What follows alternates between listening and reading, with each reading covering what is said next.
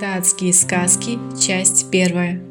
Всех приветствую на своем канале. Сегодня мы с вами познакомимся с двумя редкими и красивыми датскими сказками, которые называются «Счастье для молодых, отрада для старых» и «Катитесь, катитесь, лепешки». Будет очень интересно. Подписывайтесь на канал. Давайте начинать.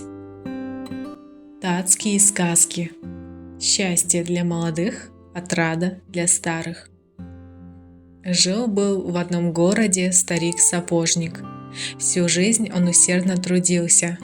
Случалось, что какой-нибудь бедняк был не в состоянии заплатить сапожнику за работу, и тот говорил: «Ничего, носи себе на радость». И люди говорили доброму сапожнику: «Да прожить тебе 100 лет». Может быть, поэтому сапожник и на самом деле дожил до 100 лет.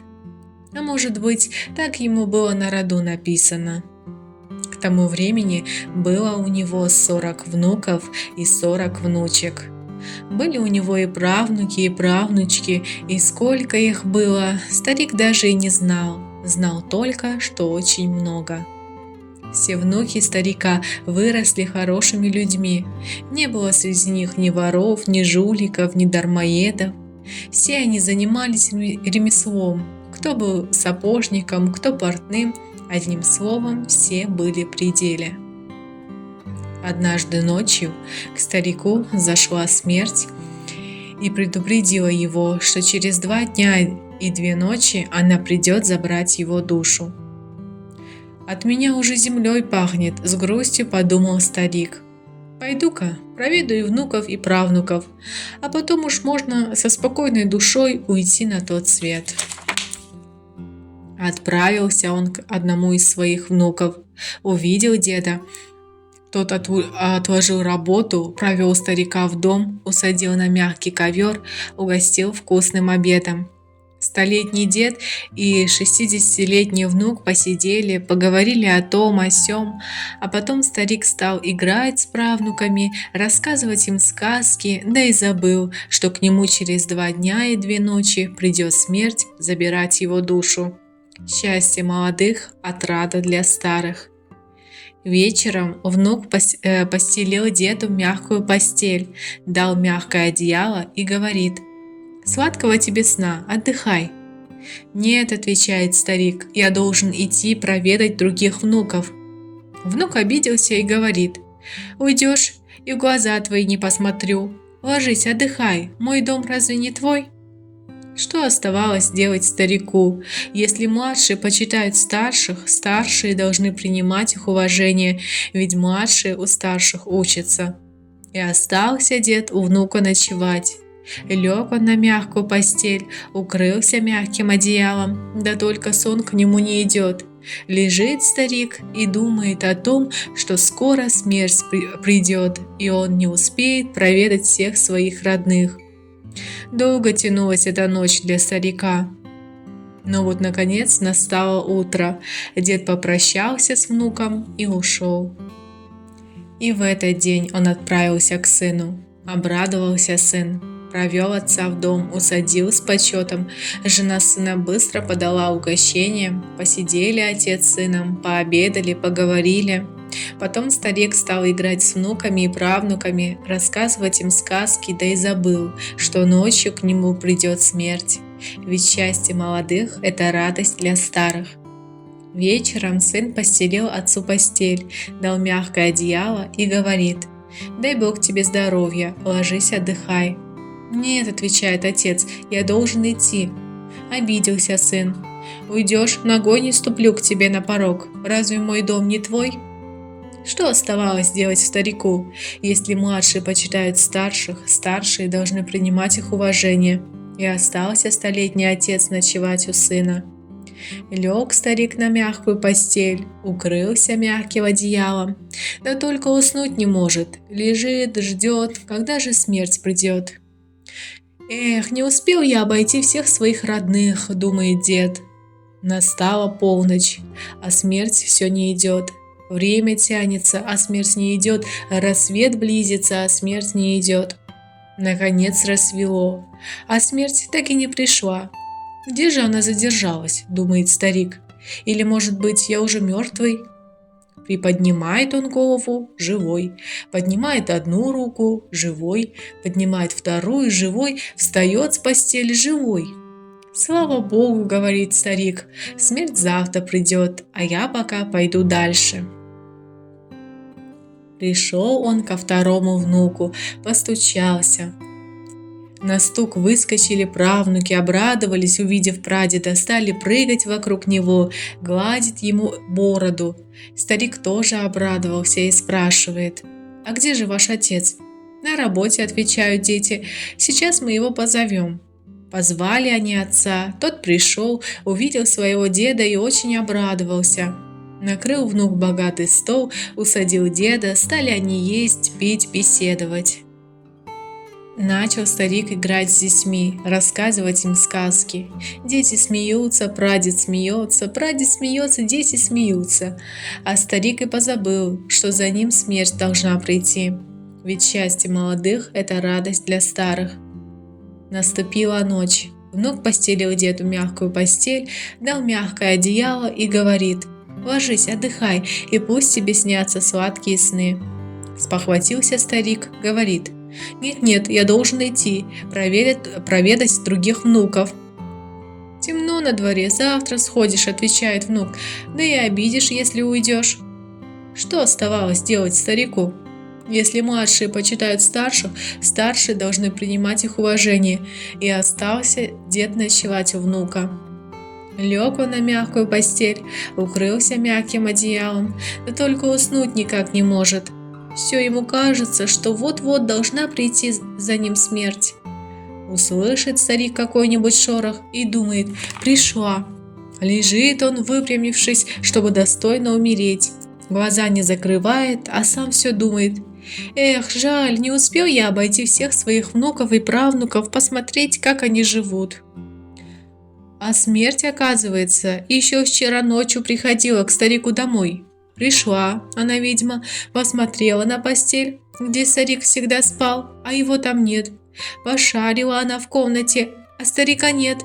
Ну ладно, думает смерть, завтра ночью приду, никуда от меня не денется. В ту ночь смерть опять пришла, посмотрела на постель, а старика снова нет. Пошарила в комнате, нигде нет. Узнала смерть, что старик ушел в гости к внуку, и решила пойти за ним туда. А тем временем и рассвело. Старик встал, оделся. Слава Богу, думает, смерть завтра придет, а я пока пойду проведаю еще одного внука. Пришел дед к этому внуку, а у того в доме веселье, день рождения сына. Увидел внук деда, обрадовался. «Очень хорошо, что ты пришел, я как раз хотел за тобой идти». Внук провел деда в дом, усадил на почетное место и кричит: «Играйте, зурначи, за здоровье нашего деда играйте». Зурначи играют, гости танцуют, едят, пьют.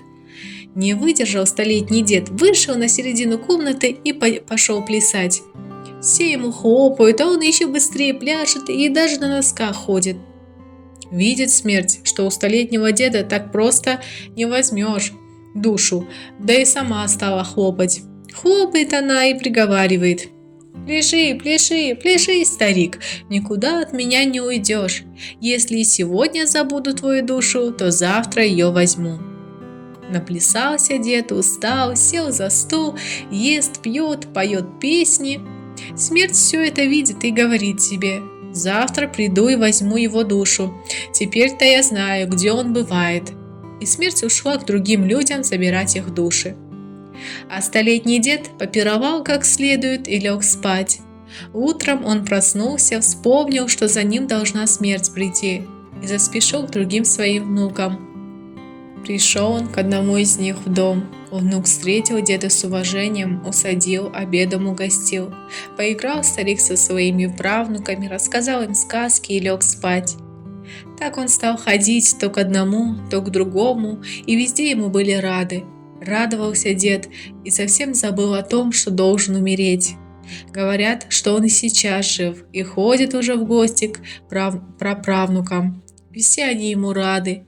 А смерть, говорят, и по сей день никак не может забрать в него душу, потому что в душе у того старика живет радость. А с радостью смерть бороться не может. Потому-то в народе говорят: «Да увидеть вам радость своих детей».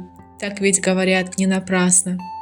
Пожелаем же и мы друг другу увидеть радость своих детей и жить так же долго, как герой нашей сказки. Катитесь, катитесь, лепешки.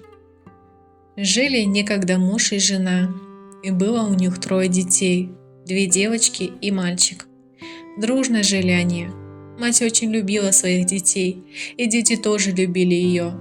Она говорила детям, чтобы они никогда не ссорились и не делали друг другу зла. И дети росли дружными и добрыми и всегда играли вместе. Когда сыну исполнилось 18 лет, одной девочке 14, а другой 11, мать умерла. Похоронили ее со всеми почестями, поплакали, и стали дети жить еще дружнее.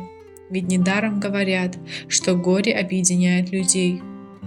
Но случилось так. Отец привел в дом новую жену, а детям наказал слушаться ее. А мачеха оказалась злая-призлая. С первых же дней она возненавидела детей, стала заставлять их делать всякую трудную и тяжелую работу. Бывало, скажет она мальчику: «Натаскай в котел воды из пруда». А на улице мороз.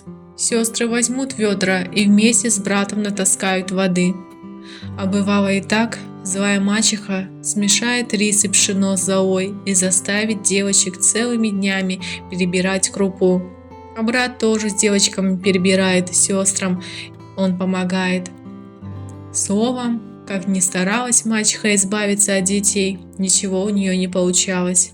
Дружба их была сильнее, чем козни мачехи. И решила тут мачеха отправить мальчика на тот свет к матери. Знала она, что никто еще с того света не возвращался, и говорит: «Мать-то ты свою любишь, а ни разу не сходил на тот свет проведать ее. Всю свою нелегкую жизнь она, бедная, вам отдала. Ступай на тот свет, побудь у матери с недельку, порадуй ее». Ничего не оставалось делать мальчику. Вырубил он в лесу себе палку и собрался в путь-дорогу. А сестры наполнили ему хурджун лепешками и проводили. Долго шел мальчик. Много дней и ночей провел он в пути. Наконец остановился на перепутье. Стоит мальчик и думает, по какой же дороге дальше идти. Но тут из-под земли вышел маленький старичок и спрашивает: «Мальчик, мальчик, куда путь держишь?» Рассказал ему мальчик все как есть. А старичок говорит ему: «Не ходи на тот свет, мачеха послала тебя туда, чтобы ты назад не вернулся, ведь никто еще с того света не возвращался, ступай назад».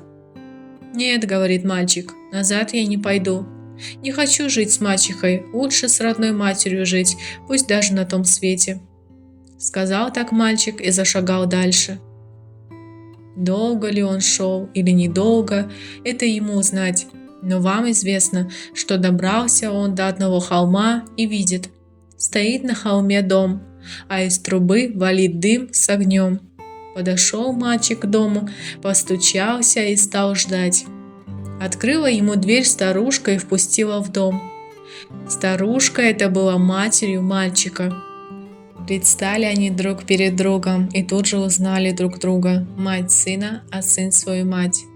«Сын мой милый, зачем пожаловал сюда?» – спрашивает мать. «Ты еще маленький, а уже на тот свет пришел». Заплакала мать горько-горько. «Видно, не сладко живется вам с мачехой». Рассказал мальчик матери все как есть и говорит: «Не хочу с мачехой жить, а хочу с тобой». Так и остался мальчик жить на том свете вместе с родной и любящей матерью. Днем мать и сын ходили в сад собирать яблоки, а вечером возвращались в свой дом на холме, разжигали печь, пекли яблоки и ели. И так жили все время. А между тем, оставшиеся с мачехой сестры не сводили глаз с дороги, по которой ушел их брат на тот свет. Иногда они обе горько плакали. Так они соскучились по милому брату, что готовы были умереть ради одной только встречи с ним. Но не всегда все так получается, как нам хочется. А мачеха, видя, как сестры стосковались по брату, радовалась. Она помышляла уже о том, как бы их отправить на тот свет и освободиться от всяких хлопот. И вот в один день старшая сестра говорит младшей: «Видно, уж не вернется наш брат». А младшая отвечает ей: «Сестрица, пойдем искать брата». Долго они думали в этот день над тем, куда идти, чтобы найти брата. И вот тут-то старшая сестра предложила взять потихоньку от мачехи полмешка муки и испечь 2 огромные лепешки.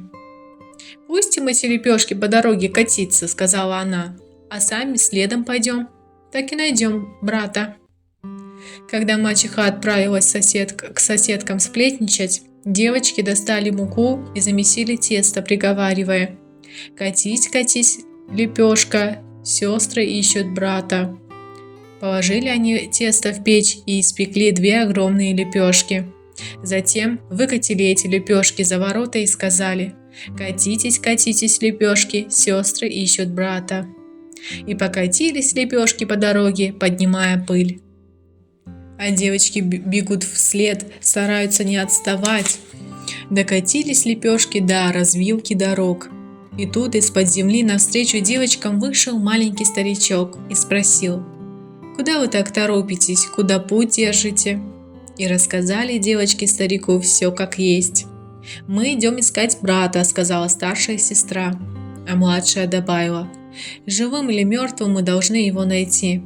Выслушал их старичок и говорит: «Возвращайтесь лучше домой. Никогда еще не было такого, чтобы кто-то с того света назад вернулся».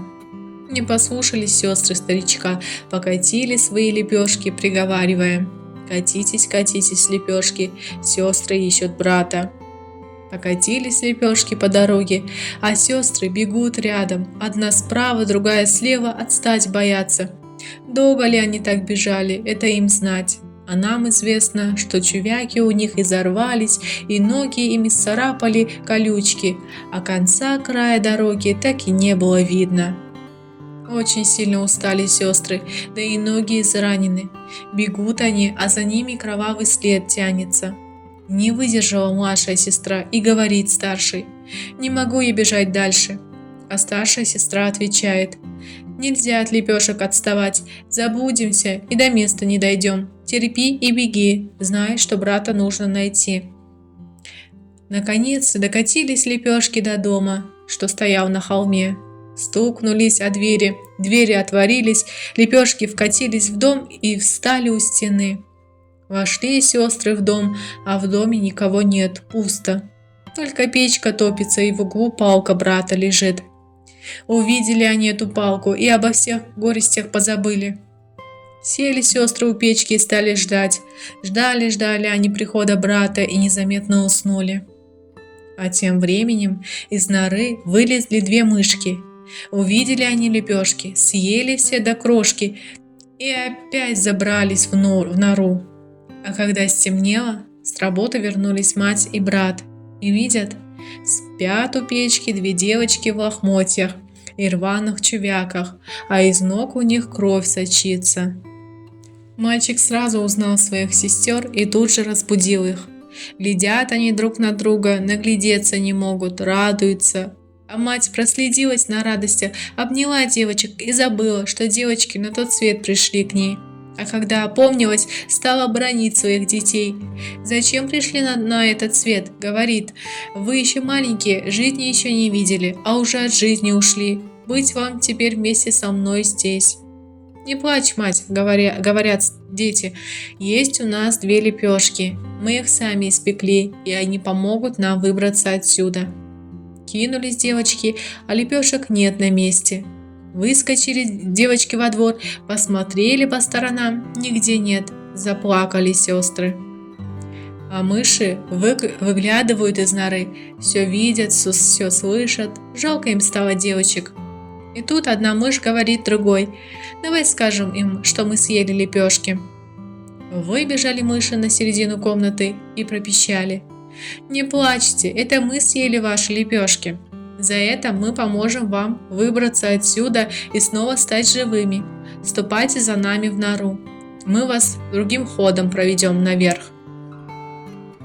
Пошли сестры за мышами в нору, а за ними и мать пошла. Взял брат свою палку и тоже полез в нору. Долго они пробирались подземным ходом наверх. Много трудностей пришлось им испытать в пути. Но все же вывели их мыши наверх, стукнули лапками, и они ожили. А мыши говорят им: «А теперь идите к себе домой и нас возьмите. Хотим видеть злую мачеху». Пришла мать с детьми в свой дом, а мачеха, как увидела их, испугалась, стала из угла в угол бегать и кричать, людей на помощь звать. А мыши тем временем взяли у мальчика палку и поскребли ее концы. Пошла палка по комнате летать и мачеху бить, а когда мачеха наконец умерла, мыши схватили ее и унесли на тот свет. И зажили вновь в дружбе и согласии муж и жена, а с ними и их добрые дети. Подписывайтесь на мой канал. Тут вы можете найти интересные сказки, стихотворения, песенки, рассказы, загадки, потешки для детей и многое-многое другое. До новых встреч!